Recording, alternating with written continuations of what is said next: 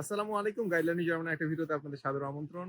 আজকে ১ বছর পরে, দীর্ঘ ১ বছর পরে আমরা আবার সম্পূর্ণর সাথে কথা বলতে যাচ্ছি এবং সম্পূর্ণর কিছু এক্সপেরিয়েন্স শুনবো এবং সাথে একটা অ্যাডিশনাল সারপ্রাইজ আপনাদের জন্য অপেক্ষা করতেছে। সেটা সম্পর্কে আমরা শুনবো। তো চলে যাই সম্পূর্ণর কাছে। তো সম্পূর্ণ ১ বছর ধরে আপনি জার্মানিতে আছেন। আপনি জার্মানিতে আউসবিল্ডিং শুরু করছেন। তো আপনার আউসবিল্ডিং কেমন যাচ্ছে? ওভারঅল যদি বলতেন।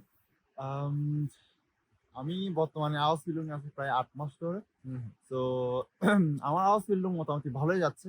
যেহেতু আমি হোটেলে করতেছি। তো ওভারঅল ভালোই যাচ্ছে।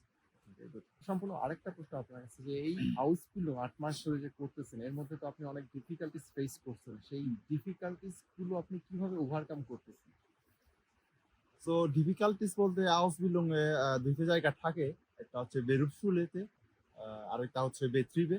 হুম, সো আম বেত্রিবে আসলে যখন আমরা নতুন একটা আউসবিল্ডিং শুরু করি বা নতুন একটা কিছু স্কিল শিখতে শুরু করি, হুম, তখন আমরা বিভিন্ন রকম ভুল করে থাকি। তো এই ভুলগুলো আসলে বারবার চেষ্টা করার পরে এগুলো ঠিক হয়ে যায় আস্তে করে। তো ১ম দিক থেকে এগুলো একটু ডিফিকাল্টিস মনে হয়, একটু চ্যালেঞ্জিং মনে হয়। পরে আস্তে, আস্তে সব ঠিক হুম, হয়ে হুম, যায়। আর বেরুপশুলেতে মূলত ল্যাঙ্গুয়েজটা নিয়ে একটু প্রবলেম হয়। যার কারণ বাংলাদেশ থেকে যারা আমরা বিয়ন্ড করে আসি আসলে আমি মনে করি এটা ইনাফ না। আরো বেশি শিখা উচিত। লাইক বেরুপশুলিতে যখন আমরা যাই তখন ওই টিচার গুলো কিন্তু ওরা নেটিভ, হুম, নেটিভ জার্মান। তো নেটিভ জার্মান হওয়ার কারণে ওরা একটু আ স্পিড একটু স্পিড স্পিডে হচ্ছে ওদের মতো করে লেকচার দেয়। তো এগুলো আম এগুলো ক্যাচ করতে প্লাস যে আমাদের আউটফিল্ডিং এর ওয়েটার যেগুলো থাকে এগুলো একটু বুঝতে অসুবিধা হয়। তো সময়ের সাথে, সাথে এগুলো ওভারকাম করা যায় আসলে।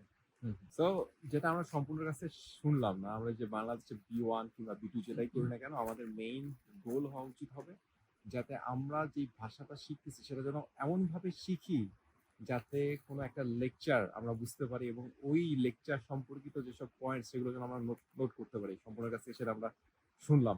সো যেই সারপ্রাইজের কথা আমি ভিডিওর ১ম দিকে বলেছিলাম আপনাদেরকে সেটার বিষয়ে আসি।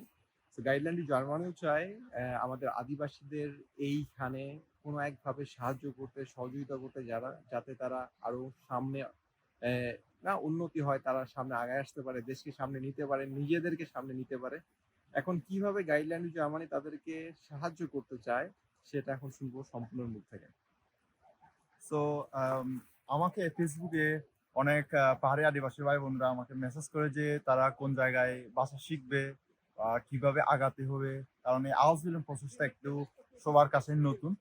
তো আপনারা যদি অফলাইনে শিখতে চান, বাংলাদেশের বিভিন্ন অফলাইন প্রতিষ্ঠান আছে। লাইক ঢাকা গোল্ডেন ইনস্টিটিউট বা কিংবা অন্যান্য আ অফলাইন প্রতিষ্ঠানে শিখতে পারেন। আর যদি অনলাইনে আপনাদের সুবিধা হয় তাহলে গাইডলাইন টু জার্মানির এখানে শিখতে পারেন।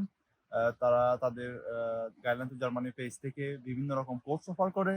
ল্যাঙ্গুয়েজ কোর্স, আউসবিল্ডিং প্রিপারেটরি কোর্স। তো সেই দিক থেকে অনেকে আমাকে জিজ্ঞেস করে যে বা আমাকে বলে তাদের কোর্স ফি একটু তুলনামূলক বেশি। আমি আ বলি এইটা।